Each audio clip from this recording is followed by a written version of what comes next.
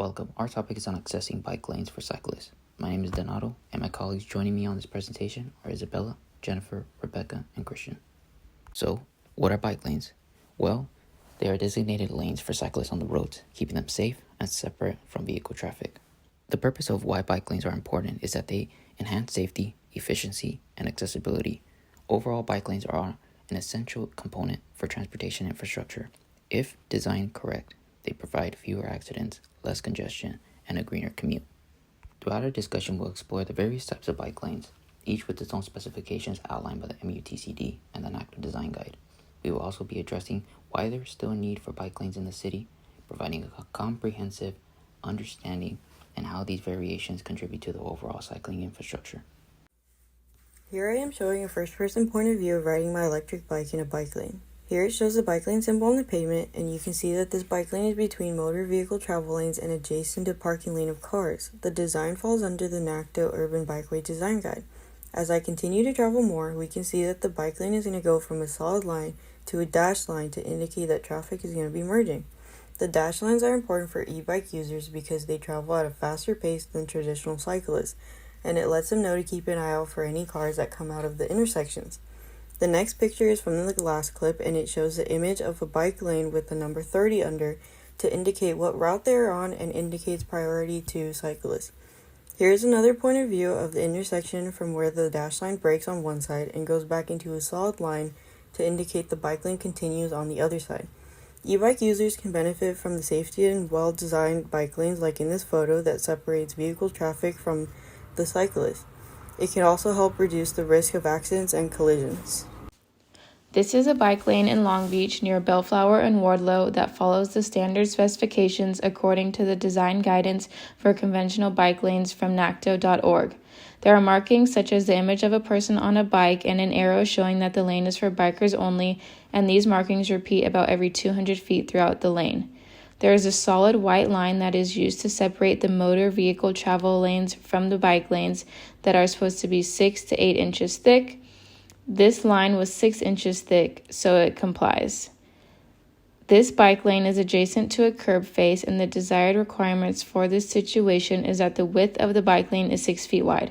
This lane is about 10 feet wide, meaning that it follows the standard specifications because it is greater than 6 feet. This bike lane merges with the motor vehicle travel lane for vehicles that need to make a right turn. The specifications are that these dash lines need to be 50 to 200 feet in advance of intersections, and in this lane they begin about 200 feet before the intersection. In Long Beach, the streets are always bustling with traffic, but lanes for cyclists, although plenty in certain parts of the city, such as in Atherton near our campus, in other areas there are less. As we navigate these congested roads, it's clear that there is a need for more bike infrastructure. To demonstrate this, let's take a drive down one of the busiest highways in all of Long Beach, PCH. As we take a look around, we can see that this highway lacks bike lanes, which poses a major safety concern for both drivers and cyclists. If we turn to the right, we will see a man on his bike driving on the right lane, which causes traffic on that lane to move slower, but also puts a cyclist at risk of being hit. As we continue driving, we can see that the lack of bike lanes on this road have led people on electric scooters and bicycles to ride on the road as if they are on a regular vehicle. As we travel further down PCH, we will eventually encounter another cyclist, but this time driving on the opposite way of traffic. This can be even more dangerous because now both are at risk of being hit by a car or getting in an accident with each other. Driving on this road is bad enough with a car, but as a cyclist with no designated bike lane, the danger is heightened. In fact, over the past 5 years, 7 cyclists riding on this highway have passed away. Now as we travel on PCH, but the opposite way towards campus, we notice that suddenly there are bike lanes and the number of deaths involving cyclists decreased to 1 in the last 5 years. Upon evaluating this busy highway, we believe that there is an immense demand for bike infrastructure on PCH. So, to wrap it all up, why do we care about bike lanes? As my partners have mentioned, bike lanes come in many different shapes and sizes. Proper bike lane design is essential in order to ensure the road is a safe place for all who use it. Bike lanes are essential for road accessibility, and they encourage the use of multimodal transportation, which helps to alleviate congestion. Ensuring cycler safety also helps drivers be safer on the road, and we have seen the issues that poorly designed bike lanes can cause.